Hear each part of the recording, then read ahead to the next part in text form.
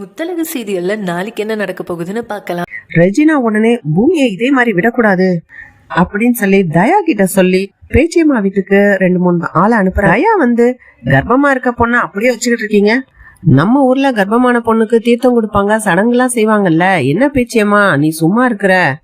உன் பையன் வேண்டான்னு சொல்லிட்டான், நீ தானே இந்த வாரிசு வேணும்னு சொல்லி அஞ்சலியை வீட்டுல வச்சிருந்த, அப்போ நீ தானே முன்ன நின்னு எல்லாம் செய்யணும் அப்படின்னு தூண்டி விடுறாங்க. சொர்ணமும் பேச்சியம்மாவும் சொல்றாங்க, சரி எங்க வீட்டு வாரிசு, நாங்க கோயில கூட்டிட்டு போய் தீர்த்தம் கொடுக்கறோம் அப்படின்னு ஒத்துக்கிறாங்க. கோயிலுக்கு போக முன்னாடி ஊரே பட மாதிரி திரண்டு வருது, நிறைய பேர் கூட்டிகிட்டு போறாங்க. பேச்சியம்மா சொல்றாங்க, எங்க வீட்டு பொண்ணுக்கு நாங்க தீர்த்தம் கொடுக்க போறோம், நீங்க எல்லாம் எதுக்கு வரீங்க அப்படின்னு.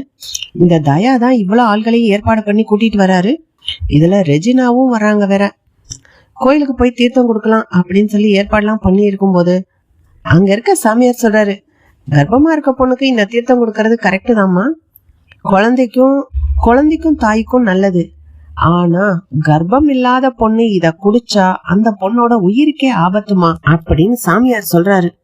இத கேட்ட உடனே அஞ்சலி அப்படியே பதப்பதானே, ஐயோ என்னமா அது ஆயிட போகுது எனக்கு அப்படின்னு ரெஜினா கிட்ட சொல்றாங்க. ரெஜினா உடனே சொல்றாங்க, என்ன தயா இது மாதிரி எல்லாம் சொல்லி பயமுறுத்துறாங்க, அப்படின்னா என் பொண்ணுக்கு இதெல்லாம் கொடுக்க வேண்டாம் அப்படின்னு ரெஜினா தடுக்கிறாங்க. இந்த இடத்துல பூமி என்ட்ரி ஆகுறாரு. ஏன் அஞ்சலி தான் கர்ப்பமா இருக்கால, அப்புறம் என்ன இந்த தீர்த்தத்தை கொடுத்தா என்ன? இல்ல அதெல்லாம் வேணாம், நாங்க டாக்டரை வச்சுக்கிட்டே மருந்து சாப்பிட்டுக்கிறோம், இந்த கோயில்ல சாப்பிடுற மருந்து டாக்டர் கிட்டே மருந்து வாங்கி சாப்பிட்டுக்கிறோம், இந்த கோயில்ல மருந்து வாங்கி சாப்பிடுறது தீர்த்தம் குடிக்கிறதுலாம் மூட நம்பிக்கை, எனக்கு இதுல எல்லாம் நம்பிக்கை இல்ல, நீங்க ஏதோ சொன்னீங்களேன்னு நினைச்சுதான் நானும் வந்துட்டேன். இப்ப சாமியார் சொல்றத பார்த்தா பெரிய ஆபத்து இருக்கும் போல இருக்கே, என் பொண்ணுக்கு எதுக்கு ரிஸ்க்? ஏற்கனவே பூமி வேற அவளை அக்செப்ட் பண்ணல, பாவம் அவளை கஷ்டப்படுத்தாதீங்க, விட்டுருங்க அப்படின்னு சொல்றாங்க. பூமி சொல்றாரு, அதெல்லாம் முடியாது, கட்டாயமா இந்த தீர்த்தம் குடிச்சே ஆகணும்.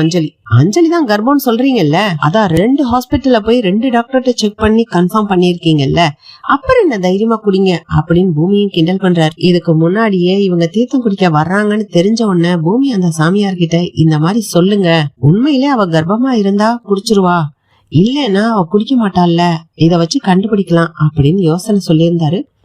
அதனாலதான் அந்த சாமியாரும் அந்த மாதிரி சொன்னாரு.